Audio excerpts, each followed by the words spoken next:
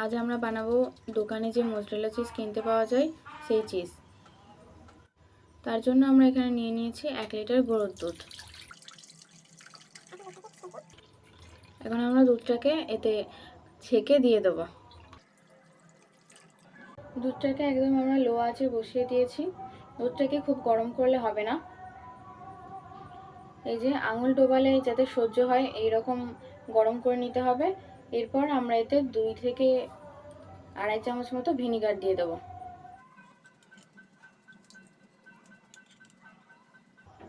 ভিনিগারটা দিয়ে আমরা এইভাবে নাড়তে থাকবো। এই যে বন্ধুরা, ভিনিগার দেওয়ার পর এইভাবে জমতে শুরু করেছে। এই যে এরকম হবে পিচ্ছিল পিচ্ছিল।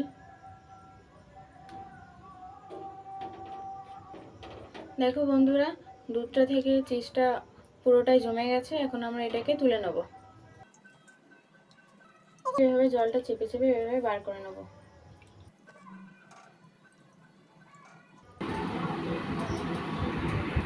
হাত দিয়ে চেপে চেপে আমরা দুধ জলটা বের করে নিয়েছি। এই যে এবার এটিকে আমরা বরফ জলে 2 মিনিট মতো রেখে দেব।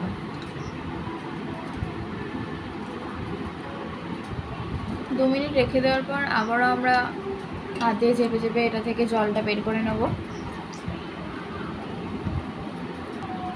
এইভাবে ভিজিয়ে রেখে রেখে আমরা 4 থেকে 5 বার জলটা বের করে নিয়েছি। এই যে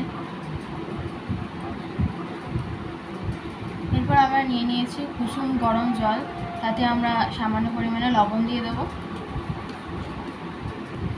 লবণ জলেও একইভাবে 3 থেকে 4 বার আমরা চিজটাকে চুবিয়ে ভালোভাবে জলটা বের করে নেব।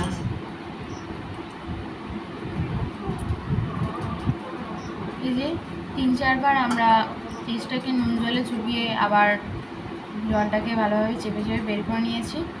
কতটা মসৃণ হয়েছে বোঝা যাচ্ছে।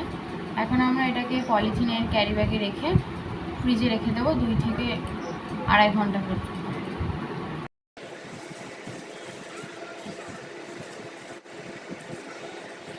এই যে এইভাবে আমরা চেপে চেপে মুড়িয়ে এটাকে এখন ফ্রিজে রেখে দেবো। 2-2.5 ঘন্টা ফ্রিজে রাখা হয়ে গেছে। দেখো এমন হয়েছে। এখন আমরা এটাকে প্যাকেট থেকে বের করে নেব। এই যে খুব সুন্দর হয়েছে। চিজটা কেমন হয়েছে সেটা আমরা দেখার জন্য একটি ব্রেডে চিজটাকে দিয়ে আমরা ফ্রাই করে দেখে নেব। তার জন্য আমরা ওভেনে একটি ফ্রাইং প্যান বসিয়ে নিয়েছি। এখন আমরা এতে একটু বাটার দিয়ে ব্রেড দিয়ে আমরা চিজটাকে এর উপরে গ্রেট করে দেব।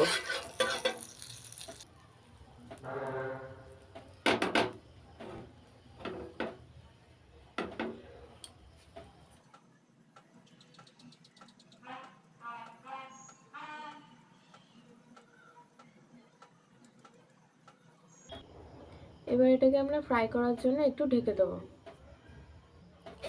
দেখো বন্ধুরা, 30 থেকে 40 সেকেন্ড আমরা ঢাকা দিয়ে রেখেছিলাম।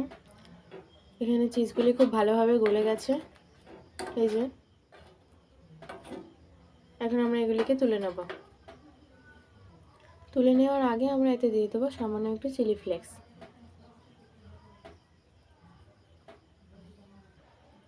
দেখো বন্ধুরা, আমরা এটাকে ভেঙে দেখাচ্ছি চিজটা কেমন হয়েছে। এই যে খুব সুন্দর হয়েছে।